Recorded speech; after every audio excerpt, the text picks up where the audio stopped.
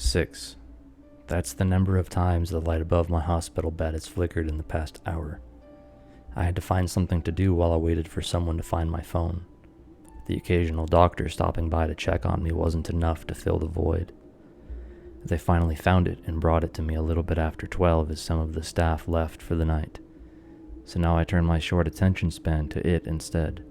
And while I have it, I want to tell you guys about what happened and what caused me to be laying on a hospital bed.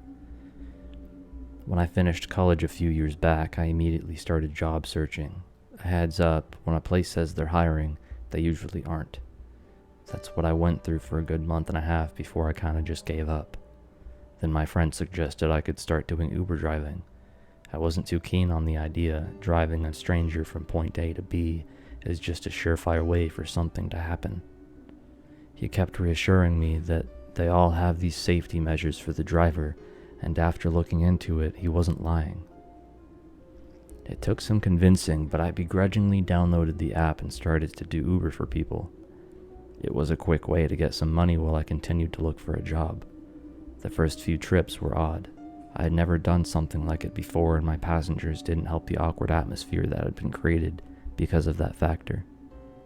After a few weeks, I slowly got more in touch with the stereotypical friendly Uber driver. I got so good I had gotten 5 stars in the first 5 months, which then went to 4.5 because some lady didn't understand why she couldn't bring in open coffee in my car.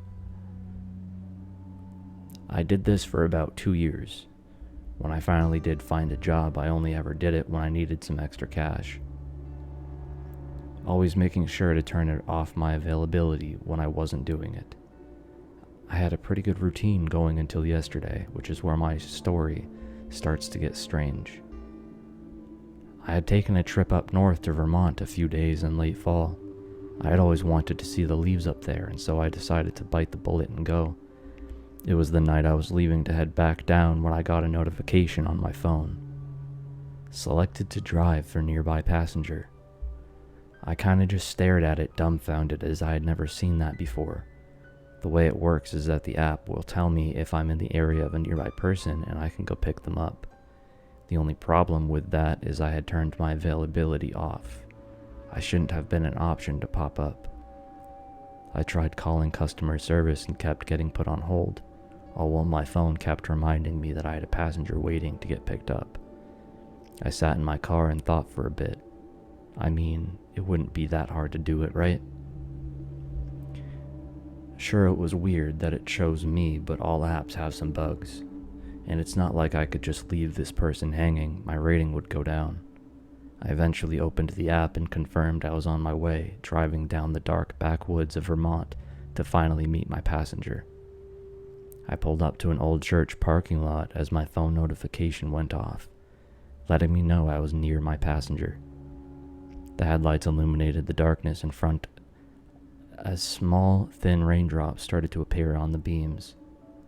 I kinda just stared forward, watching them fall as a knock on my window nearly made me jump from my skin. I turned to see a man standing at my passenger door.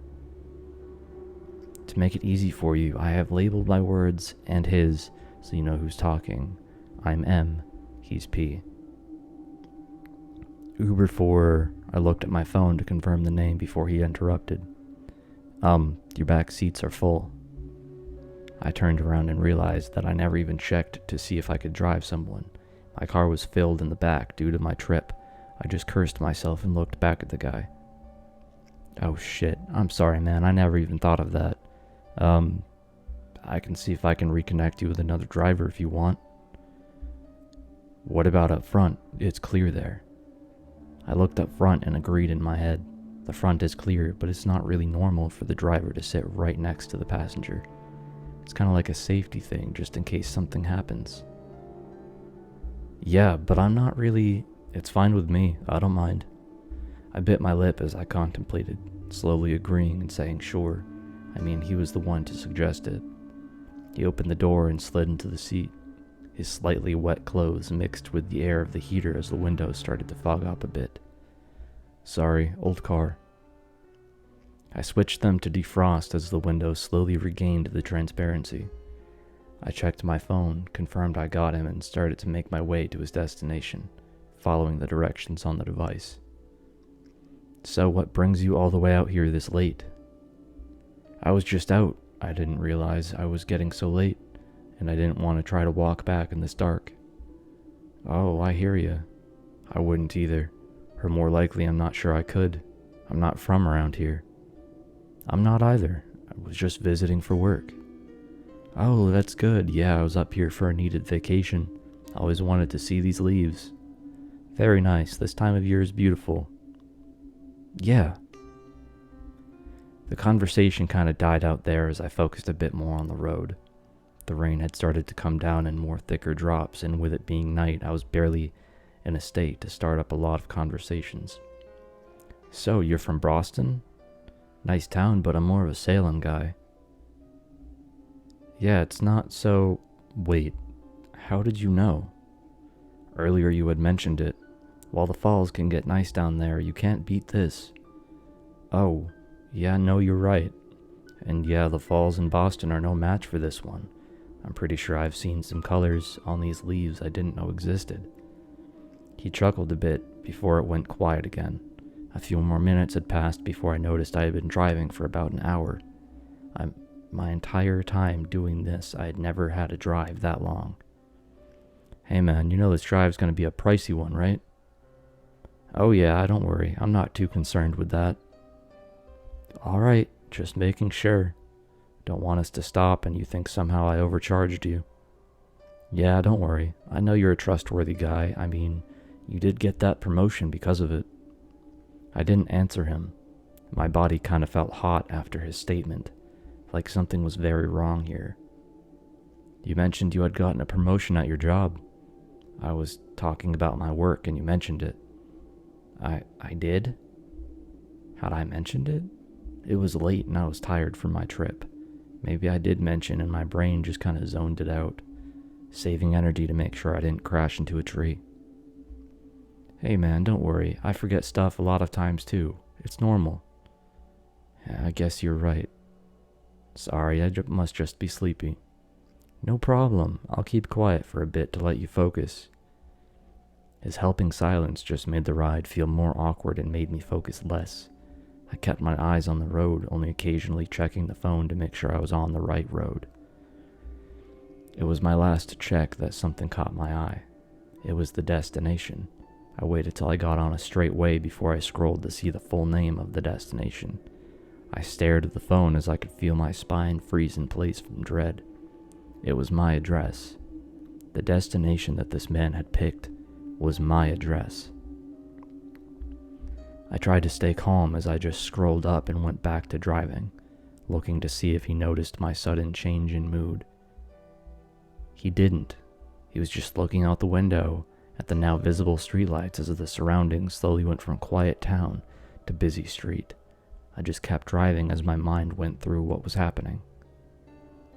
How did he get my address? Did he know I was up here? Why did the app mess up? Then more alarming things started to pop up.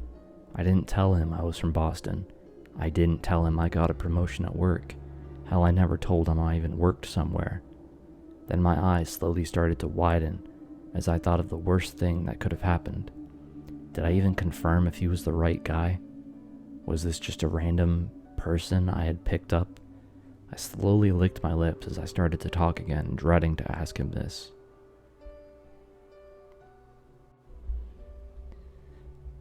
Hey, by the way, did I ask your name?"